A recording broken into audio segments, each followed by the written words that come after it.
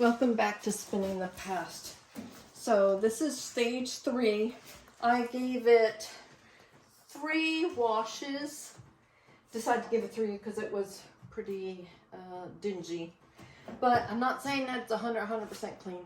We're not getting 100% pure clean.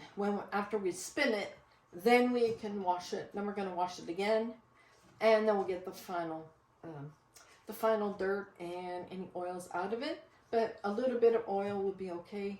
Not a lot, but just a little will be okay. So just know, don't be upset. So this is I'm starting the rinse. So when I learned, people said put a glug in, and I said, well, how much is a glug?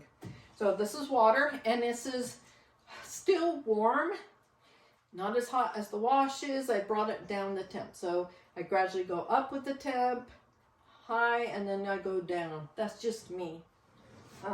And I'm going to put a glug. That's what I call a glug. And then here, I'm going to put a glug. Why do I do that? So this is, so even though I did, try to get most of the water out, I am using that just to cut any residual soap that could be on there. You really don't want soap on your wools. And you're saying, hey, when you started, you didn't have it in these bags. Well, I realized that I have a unique setup that other people do not have. I've had this beautiful 3-tub sink, industrial sink, and I have installed a wool trap. Wool trap, yes, there is such a thing. But your plumber may say, huh? Because it's not very common. But then I just hold up a couple of bags of wool, and I said, this is going down the drain. Oh, he said, okay. Then he got it. Then he ordered it. Took a while to order it, and then he got it in, and then he got it installed. So here is, so when I was starting out, I only had 1 tub at home. You may have a sink, your kitchen sink. You may have just 1. That's all I had for 20 years. It's just 1.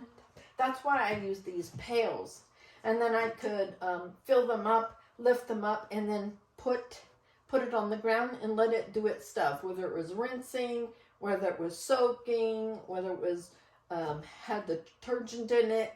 It was doing its stuff. And then I could work on the next batch. So I could do like 5 or 6 pails kind of in the round robin at one go. And so even though I had just 1 sink, I had these pails, and I could get through a considerable amount of wool, considering, you have to lift it up and out. So if you have a bad back, that may not work for you. But I kind of wanted to show you how I work. So when I also had that, and I did not have a wool trap, okay, I would put it in bags because it was just easier for me to manage it, because I had to lift it up, drain it out, switch out the water, and put it back in. It was just easier than just free floating.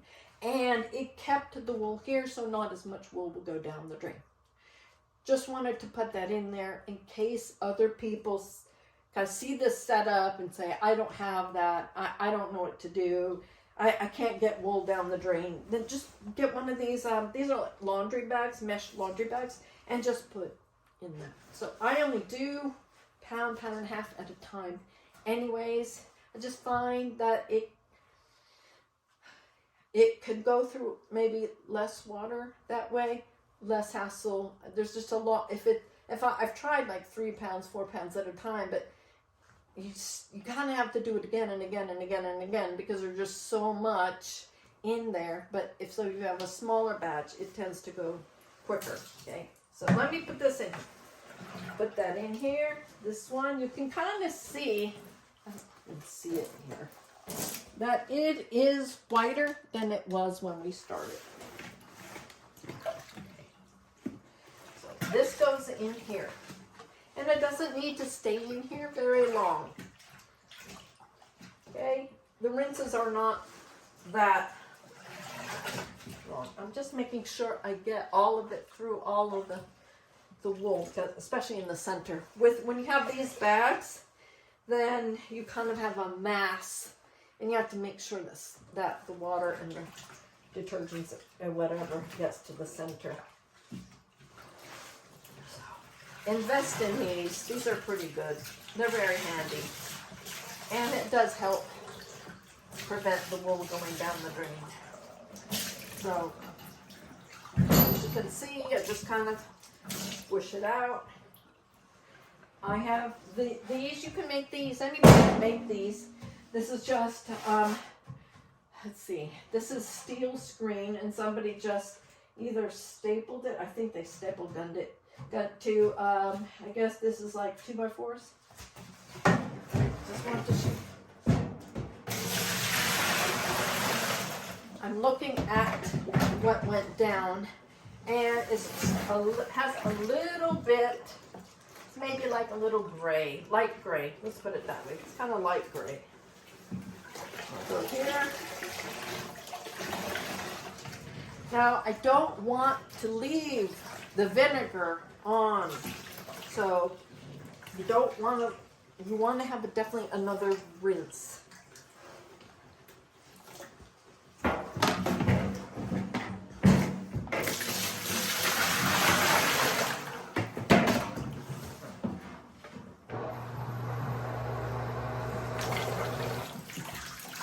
Now I'm trying to get the temperature not too hot, not too cold. So really I'm kind of getting down to the cool side of things. Not ice cold. I have a tiny bit of the hot water in here. Let's just fill it up. And then once I put this back in here, same amount, halfway, maybe 2/3 the way up, then that's it. And once that is done, then I will take this out and then I will put it on the screen. I will fluff it out and I will let it dry. So I haven't decided quite yet where exactly I'm going to dry. Whether I leave it up here to dry, that would be helpful because it would drain down. How some people ask, can I use a washing machine spin cycle? Caveat. If it has a lot of lanolin and it still has lanolin on it, then the lanolin kind of helps it keep from matting, which is just a giant hairball. I have mistakenly done it with one that was a longer wool, so like a caracal, which is about 10 inches long. And yeah, so I had a matted dog, basically. It came out as just a matted dog. So I'm just gonna let it drip dry. I could use towels if I wanted to. Can do that if you're in kind of a hurry to do that. You can do that. One thing that I am going to get, and when I get it, I'll let you know, is one thing I am going to get is one of the old-time ringers. So I've seen a lady in, I'm going to say Orkney, somewhere there.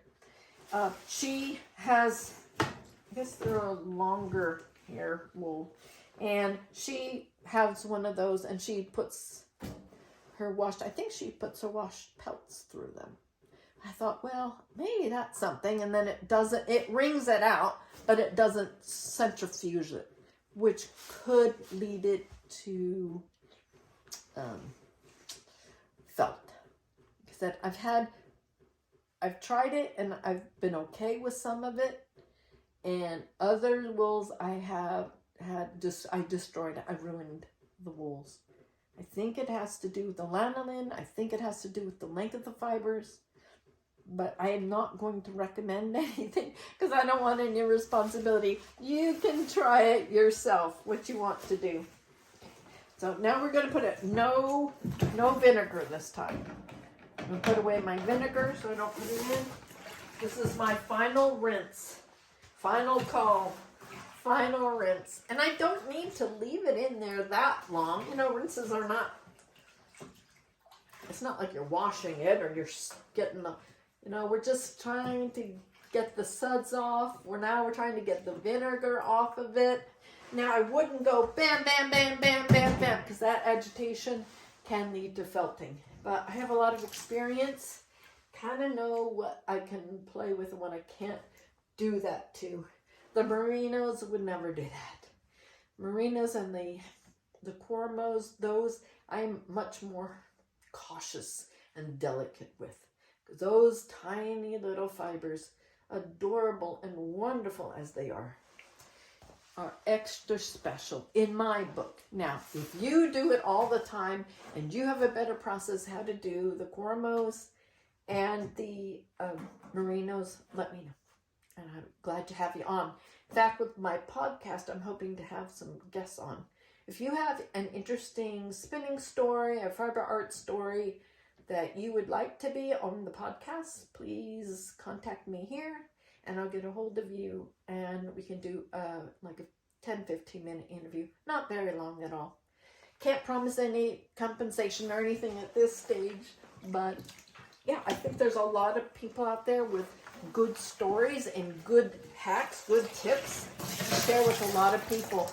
And they don't always get published in Ply Magazine or Spin-Off. But we have a lot of, around the world, we have wonderful, wonderful people who spin and do all kinds of fiber art. So I'm hoping I can get them on the podcast. So see, just showing you here.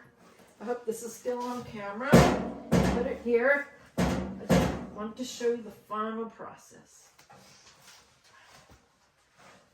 That's what I do.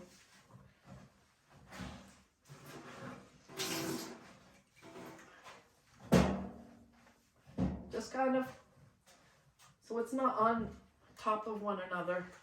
And it is gonna drip. But that's okay. I'm in no hurry, and I hope you're not in a hurry. I hope you're not taking up this fiber arts because you're in a hurry.